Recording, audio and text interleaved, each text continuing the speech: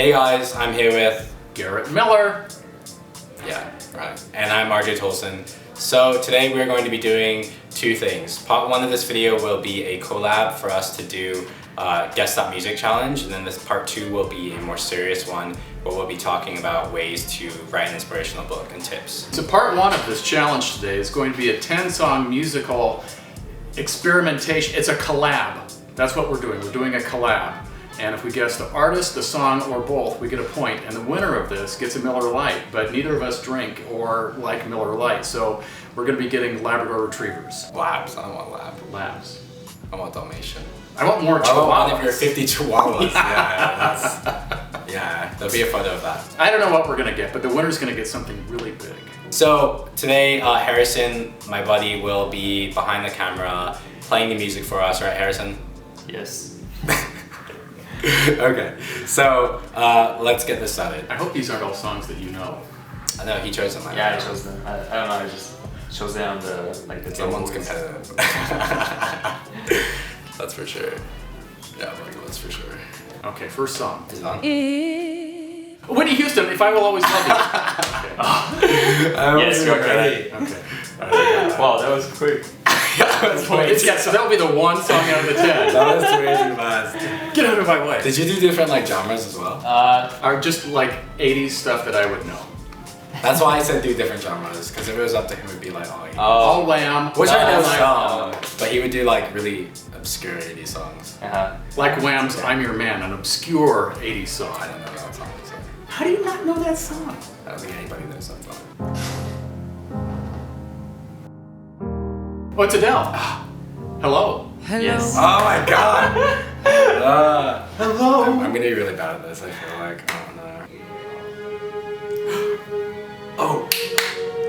Justin Timberlake? NSYNC? Backstreet Boys? Which one? Justin Timberlake. Justin Timberlake. But I'm still behind. So 2 points. Just listened to this last night for some reason, that's hilarious. Just came on. So 2 points for RJ. 2 points? He gets 1 point. Oh, okay. No, I got Backstreet Boys and Bye Bye Bye. Okay, that's fine. No, it's not Or Backstreet NSYNC, Boys. NSYNC. I said all three of them, so it doesn't matter. Why don't you cancel out the other? Okay, go ahead. Okay, next. You can just... Boom. 3D for him.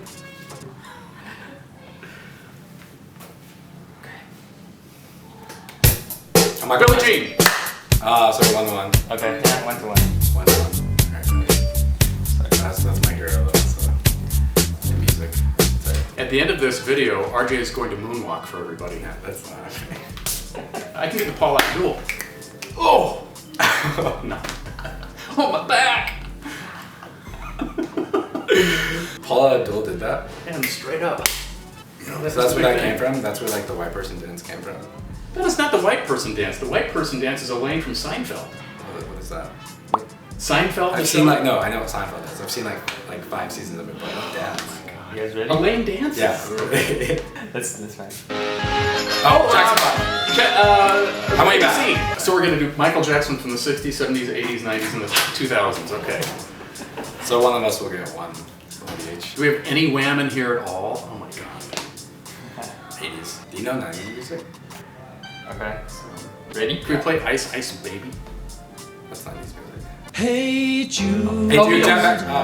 don't make That one winner. Yeah, that was easy. Yeah, well that was 1-1. Again. I love how he says the title of the song. Like, Yeah, the it first is. You should have done like a Chinese song. And the one we know. Well, like a super pop, like a Jackie Chan one or something. Jackie Chan doesn't have song. Like, He has the does. Beijing Huang Ying Mi. Okay, like let's get back to our challenge here. Come on. Okay. Oh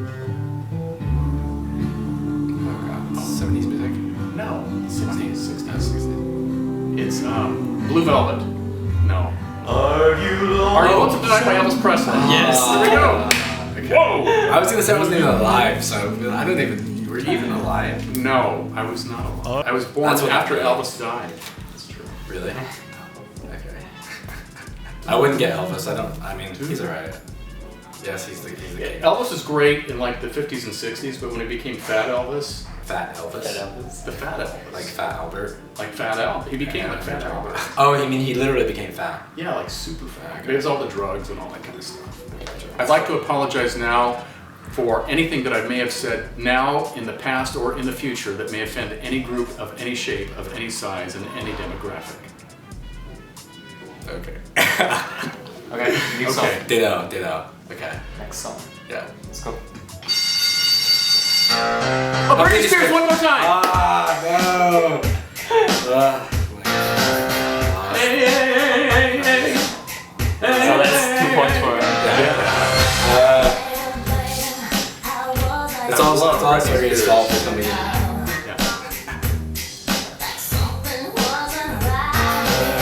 How many more do we have? This is 5, 4. Right now it's no 2 more songs. 2 more. Okay. We're almost at a tiebreaker. No, I think you're. Yeah. Five. Even if he I probably got the 2 It's fine. Let's do it. next Okay, two. keep going. Not so loser. You're the most competitive person I know. I'm quite competitive. Oh, Living on a Prayer by Bon Jovi. Ah, you did Yes. 80s music. He like worships 80s music. All right. No, you Can I get the last one? We'll see if I can get the last one. Okay. Any part of the last one. Any part.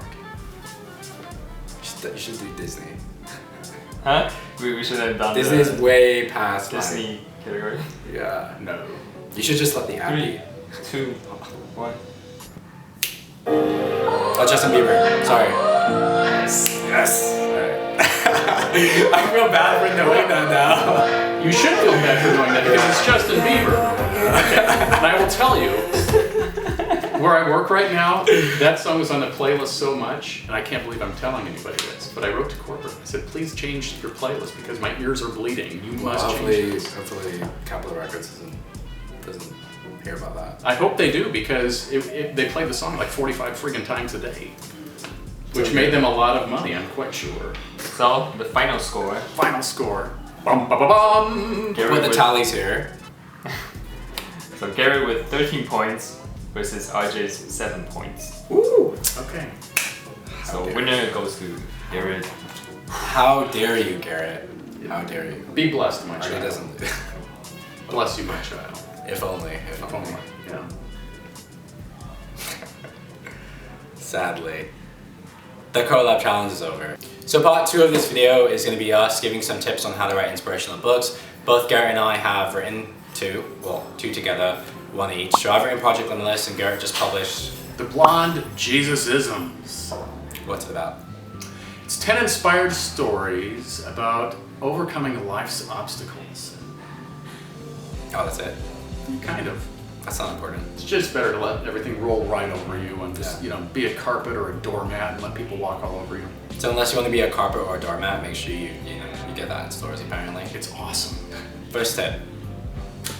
First tip, I think, is for anybody who wants to write a book, you just have to sit down and write. It doesn't matter that you have everything done or perfect or outlined or magic. You just need to sit down and write, because if you don't sit down and write, your book will never come to life and it will never ever get done. When I sat down to write this book, I had a very short timeline in mind for what I was going to do, and I will tell you, for the first book here, I had 95% of the book done in a very short period of time, under 30 days. I had the entire thing outlined, written, and done, and then I paralyzed myself for the next 6 months by not going back and re-editing the book or editing the book and getting it ready to go. And I sat back and I said, I've got to really put all of this energy into it, and I've got to do all of these things, but when it comes time to make the magic happen, it's just committing your time to the keyboard, whether it's at 3 in the morning when nobody else is around and it's the quiet of the night, or 2 in the afternoon while all your coworkers are at lunch, or when you get home from work at night and you put the kids to bed, you sit down for that hour or 2 hours or whatever time you can lose yourself in and just write. Don't edit yourself, but write whatever comes into your head. You can edit and do all of those kinds of things later. I'll piggyback on that, because one thing that I've experienced from talking to other writers is that they edit quite often, and it's just like they edit, they write, they edit, they write, And the thing about that is like, if you just continue to do that, oftentimes these writers will be like, yeah, I haven't finished my book, it's been about 8 years. And I'm like, 8 years? That's mental. Like, you should literally stop editing, just write it, and then you can always go back and edit it once you finish, because at least then you're finished. On second to what Garrett just mentioned as well, it's like, at least turn off technology. Like, that's a big problem, I think, for people who have laptops, who have phones, who have any kind of smartphones. Anyone's just connected to the internet, make sure you just turn it off. Get in a secluded area, make sure you're shut off from the internet technology unless you need to like look up a source really quickly. And if possible, like make sure you look that up ahead of time, outline what you're going to be doing, so that way you don't have to actually access the internet while you're writing. When you're going to be writing an inspirational book, you should write about things that you're passionate about, that you just absolutely cannot wait to tell the world and share with people. And that's kind of what I've done with the Blond Jesusisms. I took 10 stories or 10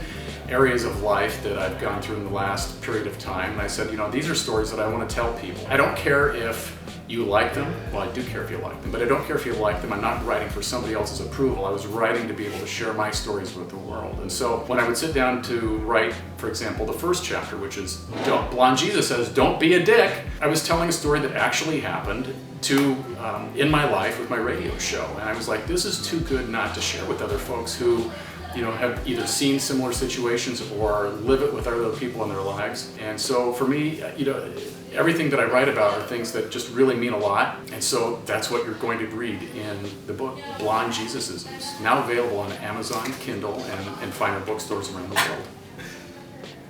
Really? Really.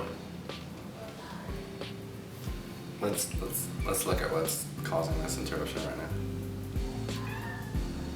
She also wants you to buy the book. Yeah, right. Okay. So my third tip would be to make sure you do an outline for your book. One of the things I did that made writing my book really, really easy for Project Limitless was outlining every single chapter. And I'm not talking about just like outlining every single little detail. I'm just talking about like the title, the subtitle, what it's about. And then that way when I had note cards actually, so I would actually use note cards to outline them. And so every time I wrote a chapter, each note card I would just bring up and I would look at it, look at the brief info that I had in there, and then from there just start writing the chapter, and it made it a lot easier to do. I think an outline is great, especially for a book where you're trying to provide direction or inspiration to the world, because I think it will help you stay more organized and focused. I completely agree. It's a great way to go. So I think for my final tip, I would say is make sure that you have a team of people, and that might just be the team of you, yourself, and I, husband, wife, significant other, your manager at work, whatever the case is. Make sure that you've got a good team behind you that are encouraging and supportive for the work that you want to do. And I think that's really important because, there are a lot of times that you're going to get down on yourself and say, oh, I'm just going to put this off to the side. And then you're going to set it down and you're going to forget it for the next, like RJ said, you've edited for the last 8 years. Is your book done? No, but I'm still working on it, when you could have had 8 more books out. So if you have, people in your life that are saying, hey, how's that book coming along? Is there anything I can do to help you? They're not really going to sit down and hold your hand at the keyboard, but they're reminding you to stay true to your calling and your focus, and that's get your book done. Write. Get it done. Make sure you know what you're talking about and that you've done your research. That's one of the big things I had to make sure I did when I was writing my outline. I actually made sure to, ahead of time, research everything, and then from there I saved it and I bookmarked it. That way I could have access to it instantly. I'm not just making stuff up. That's the biggest fallacy. You don't want to make stuff up when you're writing. Make sure that you just know what you're talking about, because it gives you credibility. And you want to make sure that you have credibility because, one, why would someone listen to you if you don't, right? Well, I would always listen to RJ, but that's very true, yeah. All right, so my final tip, make sure that you keep your audience in mind. Know who you're writing for and who you're writing to. Now, one thing is, like Garrett mentioned, you're not necessarily writing the book for someone else. Of course, like, this is for you, it's through you, it's your emotions, it's your passion, it's what your goal is.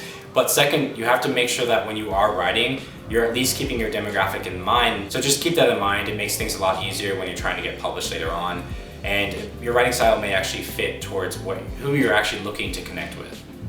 Good point. So I actually came up with this idea. My company, Pearit, which is one of my startups, every single day we come in the office, we do a thought-provoking question, like a no-judgment thought-provoking question. So it could be anything, like, why are oranges orange? Something as simple as that, from to, what if cars could fly in 1920? Something just, it can be crazy, it can be simple. So I thought that I'd want to do that for you guys just because it spouts creativity, and that's kind of what has allowed me to be successful in what I do. So my first thought-provoking question for you guys is going to be, if you wrote a book, what would it be about and how would you market it? Yeah, I know. Steve Jobs stuff. Innovation. Wow. Yeah. All right, thanks for coming, Garrett. Thanks for being here. Thanks, RJ. Thanks for doing this. What's the right terminology with this video? I don't know. Anyway, thank you for being Garrett Miller. Like, Thanks. It's been a long time since somebody's called me Miller Light, so I'll take that very much. oh, is that like high school? So like, No, because it could have been like Miller Super Heavy. Is that beer? I wouldn't know. No, I used to be Miller Super Heavy. Now Oh, Miller oh, Light. okay, Yeah. I get it. Yes, Yeah. that's funny. Yeah. Alright, cool. So guys, if you like this video, make sure you subscribe or give it a thumbs up. If you didn't, leave in the comments below why not. And also, just be easy on us. It's our first video together for collabing, in this capacity at least. And let us know what you're looking forward to watching from us. Or if you want us to do something on music, if you want us to do something on publishing, just let us know. We are gonna listen. We always listen. Yeah, always. Oh, by the way, remember, at the end of the day, feed the human spirit.